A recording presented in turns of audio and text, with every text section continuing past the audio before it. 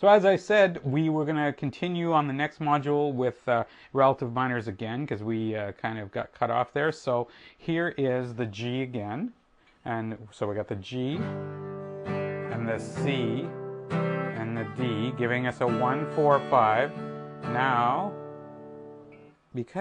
and here's the cool thing about this, because you can move every one of these down 3 to get the relative minors. So G, move down 3 is an E minor. C major, move down 3. 1, 2, 3 is an A, right? Open fifth is an A minor, right? And then up here, autumn day, so that's your day, that's your D. And you move that down 3 and you get B minor, right?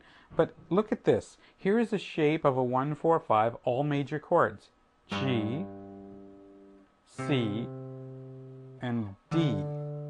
Well, rather than find each relative minor by sliding down 3 on each one, why don't we just take this whole pattern and move it down 3? Watch this. We'll just push this down.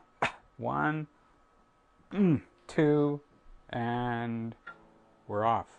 We're on the nut, right? That means that these 3 notes are all going to be starting on the open. So you end up with E, A, and there's your B. That's the same shape as a 1, 4, 5. Remember, the first 2 are on the same fret, and then the third one is 2 frets up. So if they're both open, and then the third one is 2 frets up from that, you get a 1, 4, 5. But in this case, they're all minors. So if we were to do power chords, you'll see what I'm talking about. So here is a simple 1, 4, 5 using power chords.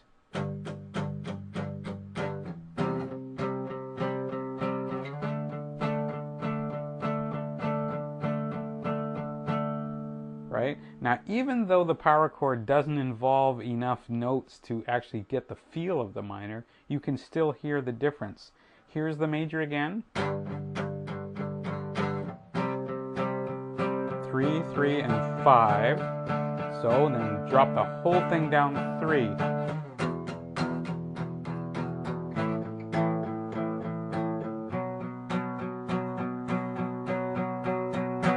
Now again, you can interchange any one of these with its relative minor. So 1, 4, 5. Now I'm going to do the relative minor of the 1, relative minor of the 4, and then the 5.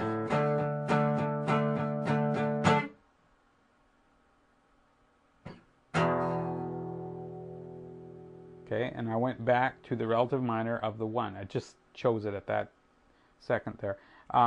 So instead of just doing 1, 4, 5 all the time, you can interchange any one of these, right?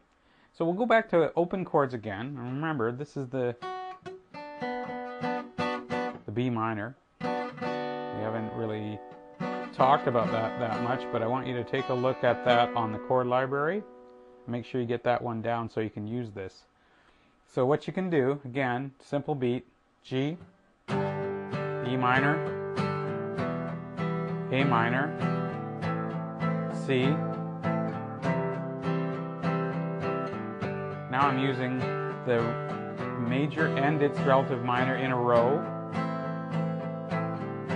The difference is major first, then to its minor. Now switch it around, go minor to its major. Major to minor, minor to major. Now let's do the opposite. Minor to major, to major, to minor, to minor, to major, to major, to minor. Right?